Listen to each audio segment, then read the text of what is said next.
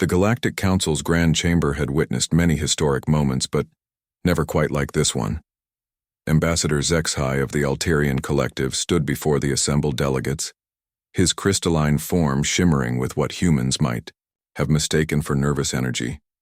Behind him, the holographic display showed Earth, a small blue marble that had somehow become the center of unprecedented galactic attention. "Esteemed members of the Council," Zexhai began, his translated voice echoing through the vast chamber, "we gather today to extend an offer of protection to the newest sapient species in our sector. The humans of Earth have shown remarkable potential."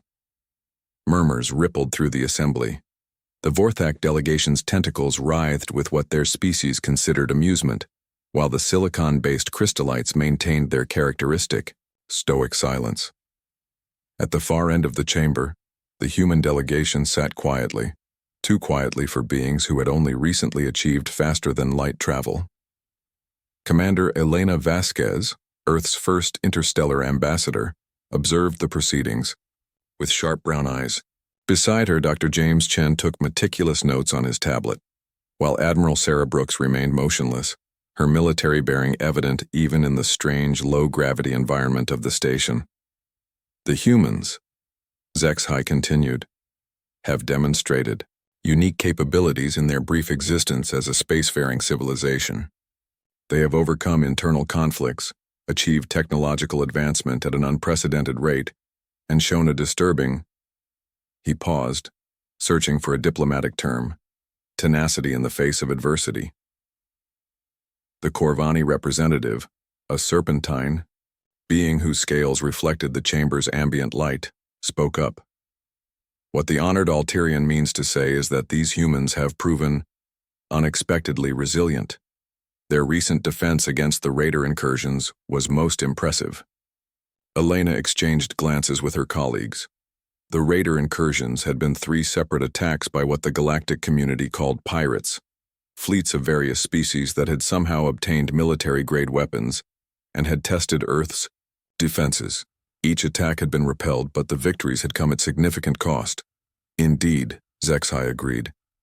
"Which brings us to our generous offer. The Galactic Council is prepared to extend formal protection to Earth and its colonies. Our combined fleets would ensure your safety, your trade routes would be secured, and your people could develop in peace under our guidance." The chamber fell silent. This was the moment they had all been waiting for. The newest species would surely accept gratefully, as all others had before them. Commander Vasquez rose slowly from her seat. The gesture seemed to command attention despite her relatively small stature compared to many of the alien delegates. Her voice, when she spoke, was calm and measured. "Honored members of the Galactic Council," she began, "we are grateful for your consideration of Earth's welfare. However, before we can properly evaluate your generous offer, we have one simple question." Zexhai's crystalline form seemed to brighten with anticipated triumph. "Of course, Ambassador. What would you like to know?" Elena looked directly at him, then slowly swept her gaze across the assembled delegates. "From who?" The silence that followed was deafening. Several delegates shifted uncomfortably in their various forms of seating. The Corvani representative's scales seemed to dull slightly, while a few of the smaller species translators could be heard processing the question repeatedly, as if the devices couldn't believe what they had heard.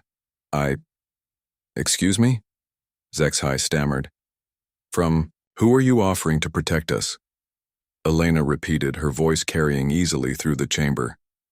"In the past 6 months since first contact, Earth has been attacked 3 times by these raiders. Each time our ships fought alone. Each time we sent distress calls to the Council. Each time we were told that Council forces were regrettably unavailable or en route, but somehow never arrived until after our own forces had already dealt with the threat." Dr. Chen stood up beside her, his tablet displaying holographic data. "We've analyzed the weapon signatures, ship configurations, and tactical approaches used by these raiders. Fascinating similarities to Council member fleet technologies, almost as if someone was testing our capabilities." The chamber erupted in what could generously be called controlled chaos. Delegates began speaking rapidly in their native languages, translators struggling to keep up with the sudden cacophony of voices. Admiral Brooks rose last, her expression stone-cold serious. "Furthermore," she said, her military training evident in her projected voice, "our intelligence suggests that these pirate attacks have been remarkably well coordinated. They knew our patrol schedules, our defensive weaknesses, and our response times. Information that, according to our records, was only shared with the Galactic Council for mutual defense coordination purposes."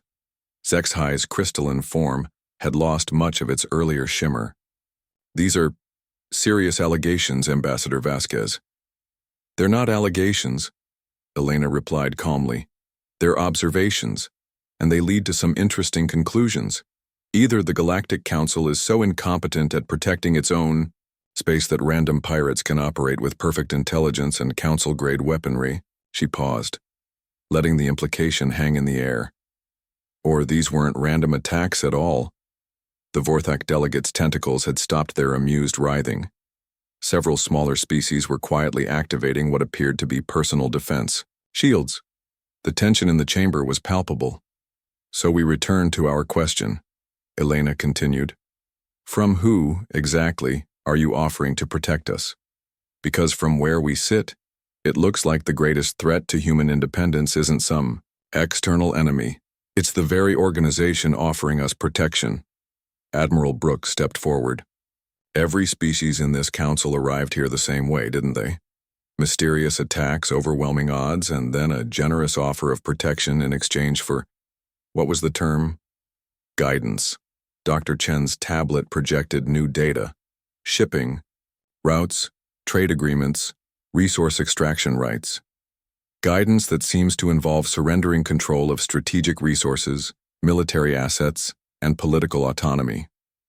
The human delegation stood together, presenting a united front that seemed to unnerve many of the assembled aliens. They had clearly come prepared for this moment. "So here's our counteroffer," Elena announced. "Earth will join the Galactic Council, as an equal member, with full voting rights and autonomous control over our territory. We'll contribute to mutual defense, participate in trade, and engage in cultural exchange. But we will not be protected by an organization that orchestrates the very threats it claims to defend against." The silence stretched for long moments. Finally, Zexhi's form flickered, a sign of extreme agitation among his species. "And if we decline your counteroffer?" he asked carefully. Elena smiled, a distinctly human expression that didn't translate well, but somehow conveyed its meaning perfectly. "Then I suppose you'll find out why those 3 test attacks failed so spectacularly. Humans have a saying, honored delegates. Fool me once, shame on you. Fool me twice, shame on me. But nobody fools us 3 times. Admiral Brooks added quietly, "And we've had 6 months to prepare for the real attack." The chamber remained silent as the implications sank in. Humanity hadn't just survived their trials, they had learned from them. And now they were calling the Council's bluff. For the first time in galactic history, the predators had encountered prey that refused to act the part.